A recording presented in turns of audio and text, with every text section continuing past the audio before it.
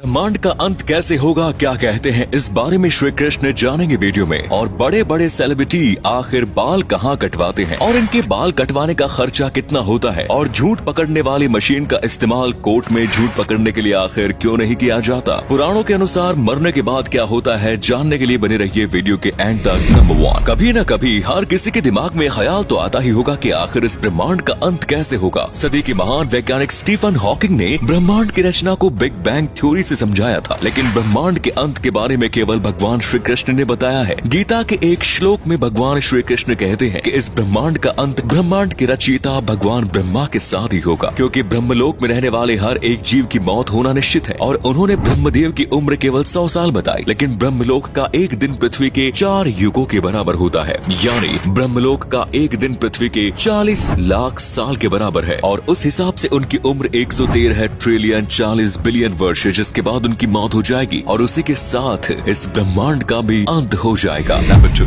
आपने कभी ना कभी तो ये सोचा होगा कि आखिर ये बड़े बड़े सेलिब्रिटीज अपने बाल कहाँ से कटवाते होंगे, और अगर हम भी वहीं से कटवाना चाहे तो हमें कितने पैसे देने पड़ सकते हैं। महेंद्र सिंह धोनी, विराट कोहली, ऋतिक रोशन और जॉन इब्राहिम जैसे स्टार मशहूर सेलिब्रिटी स्टाइलिस्ट सपना भवानी के मैडो वाट नाम के सैलून में हेयर कट करवाते हैं। अगर आप जाते हैं तो आपको 2000 रुपए खर्च करने होंगे। वहीं करीना, करिश्मा, काजोल और शमिता शेट्टी जैसी अभिनेत्रियां मुआह नाम के सैलून में जाती है, जहां हेयर कट की कीमत 1500 से 2000 रुपए होती है। और वहीं बड़े बड़े सितारे जैसे सलमान, शाहरुख, रणबीर, संजय दत्त और भी कई लोग आलिम हकीम से हेयर कट करवाते हैं, जिसका चार्ज करीब 15 से 20,000 होता है। नंबर 3, आपने कभी न कभी लाई डिटेक्टर मशीन के बारे में सुना ही होगा, जो कि झूठ और सच को पहचान लेती है। लेकिन अब सवाल ये उठता है कि अगर ऐसी मशीनें मौजूद हैं तो इसे कोर्ट में सजा देने के लिए क्यों नहीं इस्तेमाल किया जाता। लाई डिटेक्टर टेस्ट में लगते हैं सेंसर, और ये सेंसर 4 चीजें मॉनिटर करते हैं। पहला आपका ब्रीथिंग रेट, दूसरा ब्लड प्रेशर और पल्स रेट, तीसरा ये आपकी उंगलियों में सेंसर लगा कर देखते हैं कि आपको पसीना तो नहीं आ रहा, क्योंकि झूठ बोलने पर पसीना आता है। और आखिर में ये मॉनिटर करते हैं आपकी मसल्स मोशन, जिससे पता लगता है कि आप हिचकिचा रहे या घबरा तो नहीं रहे। इन सब चीजों को साथ लाकर ये पता लगाया जाता है कि आप झूठ बोल रहे हैं या नहीं। लेकिन इसका इस्तेमाल इसलिए नहीं किया जाता कोर्ट में क्योंकि ये इतना सटीक और परफेक्ट नहीं है, और अगर इसने कोई गलती कर दी तो किसी बेगुनाह को सजा हो सकती है। नंबर 4, आखिर मरने के बाद होता क्या है और पुनर्जन्म कब मिलता है। शास्त्रों के अनुसार गरुड़ पुराण में ये बताया गया है, जब किसी की मौत होती है तो उसे लेने 2 यमदूत आते हैं। अगर उस इंसान ने अच्छे कर्म किया है तो वो उसे बिना कोई तकलीफ पहुंचाए अपने साथ ले जाते हैं। वहीं अगर उसने पाप किए हैं तो उसके गले में रस्सी डालकर उसे मारते पीटते ले जाते हैं, जहां उसके पापों के अनुसार उसे अलग अलग सजाएं दी जाती है। जिसके बाद चित्रगुप्त उसके पापों का लेखा जोखा यमराज के सामने रख देते हैं, और फिर यमराज तय करते हैं उसे कौन से नरक में भेजा जाएगा।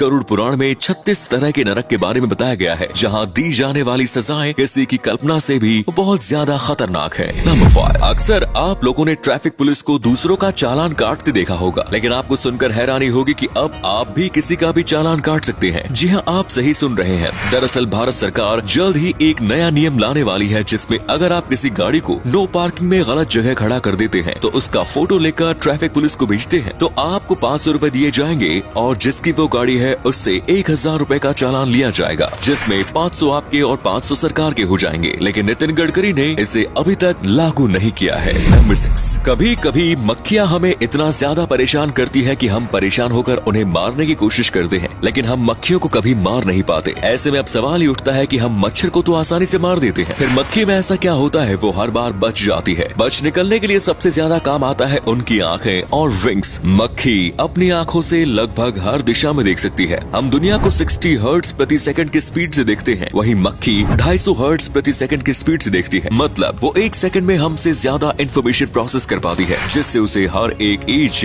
स्लो मोशन में दिखती है। वहीं उसकी विंग्स की बनावट कुछ इस तरह से होती है कि वो किसी भी डायरेक्शन में फ्लाई और टेक ऑफ कर सकती है, जो मक्खी को बचने में काफी मदद करता है। नंबर 7, आज के समय में जया किशोरी जी को कौन नहीं जानता। जया किशोरी अध्यात्म का एक ऐसा नाम है जिसने ये साबित कर दिया कि भक्ति और आध्यात्मिकता सिर्फ बड़े बुजुर्गों का काम नहीं, बल्कि युवा पीढ़ी भी इसमें महारत हासिल कर सकती है। जहां 8 से 10 साल की उम्र में बच्चे किताब और पढ़ाई में ही उलझे रहते हैं, उस उम्र में जया किशोरी ने बड़ी बड़ी कथाएं सुनाकर लोगों को चौंका दिया। और ऐसा भी नहीं था कि जया किशोरी सिर्फ कथाओं में ही उलझी रहती थी, उन्होंने समय निकालकर अपना बीकॉम भी पूरा किया। जया किशोरी जब 6 साल की थी तब से ही वो भगवान कृष्ण के लिए पूजा करती थी और उन्हें अपना भाई मानती थी। जया किशोरी जी ने लाखों लोगों को भगवान से जोड़ा है और उन्हें सही राह दिखाई है। नंबर 8, कृष्ण घाटी के बीच लोहर देव का एक मंदिर है जिसके आसपास कोई भी हिंदू नहीं रहता है, जिसकी वजह से इस मंदिर की देखरेख का सारा काम यहाँ के पास के ही मुस्लिम समुदाय के लोग करते हैं। यहाँ साल में 2 बार भक्तों के लिए भंडारा भी रखा जाता है, जिसमें आसपास के गाँव और काफी दूर से भी हिंदू लोग आया करते हैं। और ये जो भंडारा होता है इसका आयोजन भी सारे मुस्लिम लोग ही करते हैं। इनका कहना है कि काफी पहले से यहाँ के लोग ऐसा करते आ रहे हैं, जिसकी वजह से यही परंपरा यहाँ चलती आती है। यहाँ पर हर रोज पूजा में भी मुस्लिम व्यक्ति भाग लेते हैं। इस मंदिर की वजह से हमें हिंदू और मुस्लिम दोनों के बीच कमाल की एकता देखने को मिलती है। नंबर 9, रविंद्र कौशिक का जन्म एक हिंदू भारतीय परिवार में हुआ। इन्हें सब लोग द ब्लैक टाइगर के नाम से जानते हैं। ये भारत के जासूस थे जो पाकिस्तान चले गए। इन्हें एक्टिंग में काफी इंटरेस्ट था। ये रूप बदलने में माहिर थे।